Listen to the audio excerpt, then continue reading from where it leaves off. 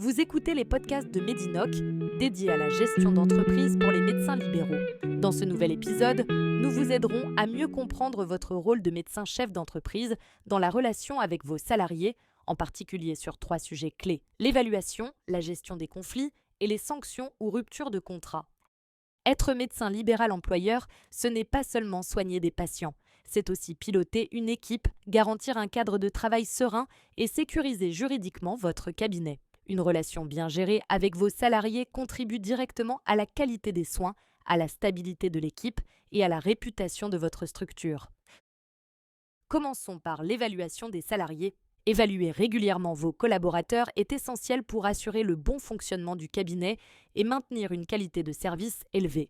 Une évaluation bien menée permet de vérifier que chacun maîtrise les compétences nécessaires à ses missions, ce qui limite les erreurs, qu'elles soient administratives ou médicales. Elle facilite aussi l'organisation du travail, fluidifie la répartition des tâches et améliore la satisfaction des patients.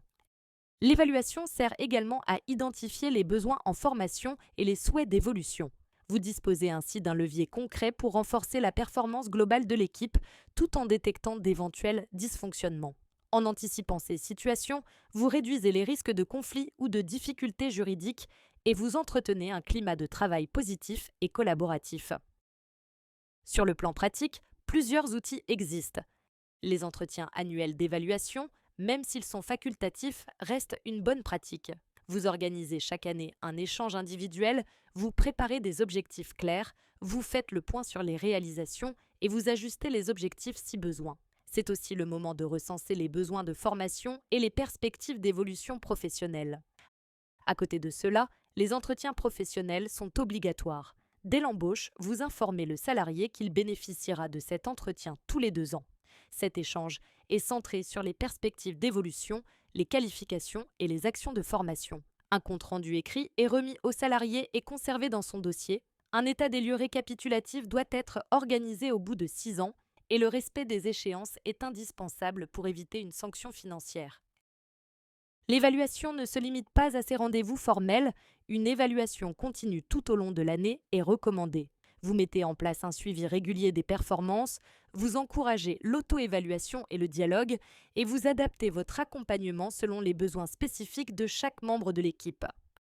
Pour être efficace, l'évaluation doit reposer sur des critères clairs. Vous définissez des critères objectifs et mesurables comme la ponctualité ou la qualité du travail. Vous prenez en compte à la fois les compétences techniques et les qualités relationnelles, le savoir, le savoir-faire, le savoir-être et le savoir-devenir. Ces critères doivent être adaptés au poste occupé et à l'ancienneté du salarié. La formalisation est un point de vigilance important. Vous rédigez un compte-rendu écrit après chaque entretien, vous conservez une trace dans le dossier du salarié et vous utilisez des grilles d'évaluation standardisées pour sécuriser vos pratiques. Prenons l'exemple d'une secrétaire médicale. Son évaluation repose sur plusieurs dimensions. Vous observez la maîtrise des outils informatiques, la gestion des rendez-vous, la rigueur dans les dossiers patients et le respect des procédures réglementaires. Vous évaluez aussi la qualité de l'accueil des patients, la courtoisie, l'empathie et la capacité à gérer des situations de stress. L'organisation du travail, la gestion du temps, la communication interne avec l'équipe médicale, la discrétion, l'autonomie, l'initiative, la ponctualité et l'assiduité font également partie des éléments à analyser. Passons maintenant à la gestion des conflits. Les conflits font partie de la vie de toute organisation. En tant que médecin employeur, votre rôle est d'adopter une approche structurée et bienveillante. La première étape consiste à identifier rapidement la source du conflit en écoutant chaque partie avec empathie et impartialité. Vous favorisez ensuite un dialogue ouvert et constructif en laissant chacun exprimer son point de vue dans le respect de l'autre. La clarification des malentendus permet souvent de désamorcer les tensions. Vous proposez des solutions équitables, orientées vers la collaboration en rappelant les objectifs communs de l'équipe, notamment le bien-être des patients. Si nécessaire, vous faites appel à un médiateur extérieur.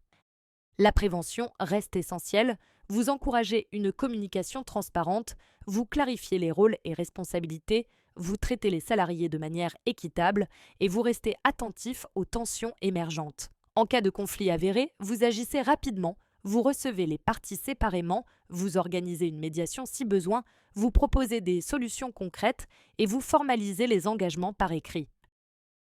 Lorsque les conflits deviennent récurrents, vous identifiez les causes profondes, qu'elles soient organisationnelles ou relationnelles. Vous mettez en place des actions correctives durables et vous envisagez une réorganisation si la situation l'exige. Tout au long de ce processus, votre posture doit rester neutre, objective, à l'écoute, tout en étant ferme sur le respect mutuel. Abordons enfin les sanctions et les ruptures de contrat. Lorsqu'une procédure disciplinaire est envisagée, vous adoptez une posture ferme et juste. Le respect du cadre légal est indispensable pour garantir la légitimité de la démarche. Vous vous appuyez sur des faits précis et vérifiables, vous expliquez clairement les motifs au salarié et vous lui laissez la possibilité de présenter ses explications. La sanction doit toujours être proportionnée à la gravité des faits. L'échelle peut aller de l'avertissement verbal jusqu'au licenciement pour faute grave ou lourde, à condition que ces sanctions soient prévues par le règlement intérieur lorsque celui-ci existe. La procédure disciplinaire comprend une convocation à un entretien préalable, la tenue de l'entretien, le respect d'un délai légal de réflexion et la notification écrite et motivée de la sanction. Aucune décision ne doit être prise pendant l'entretien. Vous respectez un délai minimum de 2 jours ouvrables et un délai maximum d'1 mois pour notifier la sanction. L'engagement de la procédure doit intervenir dans les 2 mois suivant la découverte des faits. La documentation précise des faits, le respect de l'égalité de traitement et la proportionnalité de la sanction sont des points de vigilance majeurs. En cas de doute, un accompagnement juridique est recommandé.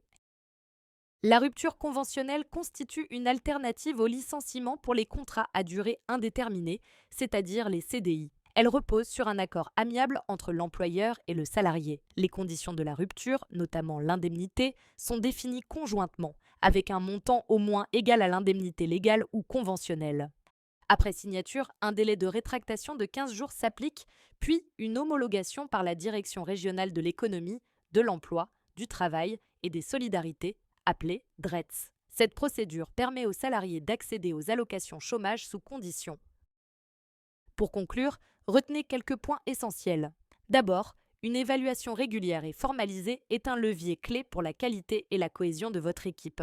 Ensuite, une gestion anticipée et structurée des conflits permet de préserver un climat de travail serein. Par ailleurs, toute sanction ou rupture doit respecter strictement le cadre légal et le principe de proportionnalité. Enfin, la rigueur, le tact et la connaissance du droit du travail sont indispensables pour sécuriser votre rôle de médecin-employeur. Merci d'avoir suivi ce podcast. Nous espérons que ces quelques conseils pratiques vous seront utiles. Retrouvez l'ensemble de nos outils sur notre site internet medinoc.org.